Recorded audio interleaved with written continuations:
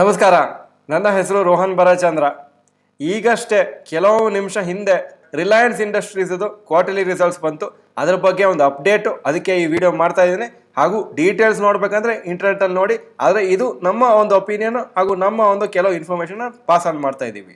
Reliance industries April to June 2021 total income 1,48,591 ಕೋಟಿ ಇತ್ತು. April to June 2022 2,25,360 crores ಆಗಿದೆ, 52% ಜಾಸ್ತಿ ಆಗಿದೆ.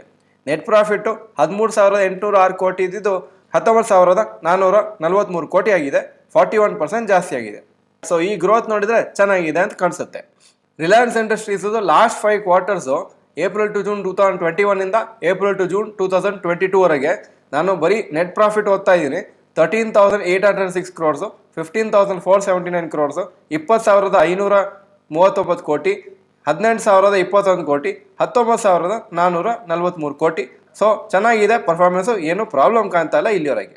ಪರ್ಫಾರ್ಮೆನ್ಸು ಬೇರೆ ಬೇರೆ ಸೆಗ್ಮೆಂಟ್ಸ್ದು ರೆವೆನ್ಯೂ ಎಷ್ಟಾಗಿತ್ತು ಲಾಸ್ಟ್ ಟೈಮು, ಈ ಸತಿ ಎಷ್ಟಿದೆ ಅಂತ ನಾನು ಹಾಕಿದ್ದೀನಿ ಟೇಬಲ್ಲು.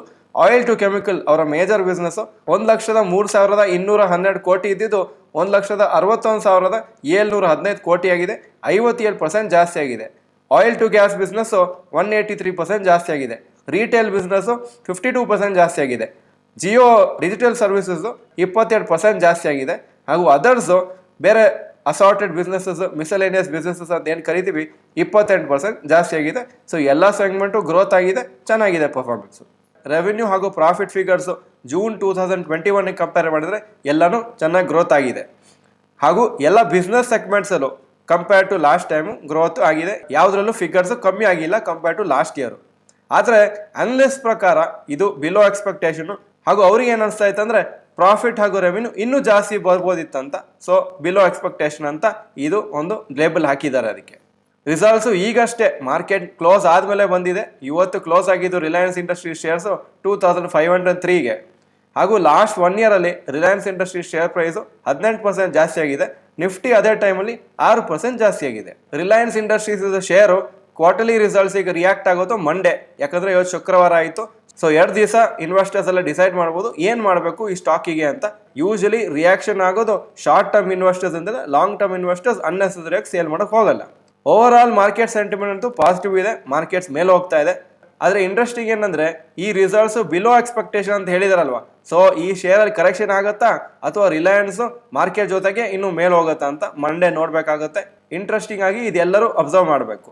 52 ವೀಕ್ ಹೈ ರಿಲಯನ್ಸ್ದು 2,856, 52 ವೀಕ್ ಲೋ 2,016, ಕರೆಂಟ್ ಪ್ರೈಸು 2,503 ಇದೆ. ಒಂದು ಇನ್ವೆಸ್ಟರಿಗೆ 1 ಇಯರ್ ರಿಟರ್ನ್ಸು 18%, 5 ವರ್ಷ ರಿಟರ್ನ್ಸ್ ನೋಡಿದರೆ 26% ಪರ್ ಆ್ಯನಮ್ ಬಂದಿದೆ, 10 ವರ್ಷದ ರಿಟರ್ನ್ಸ್ ನೋಡಿದರೆ 21% ಪರ್ ಆ್ಯನಮ್ ಬಂದಿದೆ. ಸೊ ಇದು ಆಗಿತ್ತು ರಿಲಯನ್ಸ್ ಇಂಡಸ್ಟ್ರೀಸ್ ಕ್ವಾರ್ಟರ್ಲಿ ರಿಸಲ್ಟ್ಸ್ದು ಒಂದು ಸಣ್ಣ ಅಪ್ಡೇಟು. ಇನ್ನೂ ಡೀಟೇಲ್ಸ್ ಏನಾದ್ರು ಸಿಕ್ಕಿದ್ರೆ ನಾಳೆ ಅಥವಾ ನಾಳಿದ್ದು ಬ್ರೇಕಿಂಗ್ ನ್ಯೂಸಲ್ಲಿ ಅದನ್ನು ಕವರ್ ಮಾಡ್ತೀನಿ. ಈ ವಿಡಿಯೋ ನೋಡಿದ್ದಕ್ಕೆ ಧನ್ಯವಾದಗಳು. ಈ ವಿಡಿಯೋ ನಿಮ್ಮೆಲ್ಲ ಫ್ರೆಂಡ್ಸ್ಗೂ ಶೇರ್ ಮಾಡಿ. ಹಾಗೂ ಈ ವಿಡಿಯೋ ಯೂಸ್ಫುಲ್ ಆಗಿದ್ರೆ ಯೂಸ್ಫುಲ್ ಅಂತ ಕಮೆಂಟ್ ಸೆಕ್ಷನಲ್ಲಿ ಟೈಪ್ ಮಾಡಿ. ನಮಸ್ಕಾರ.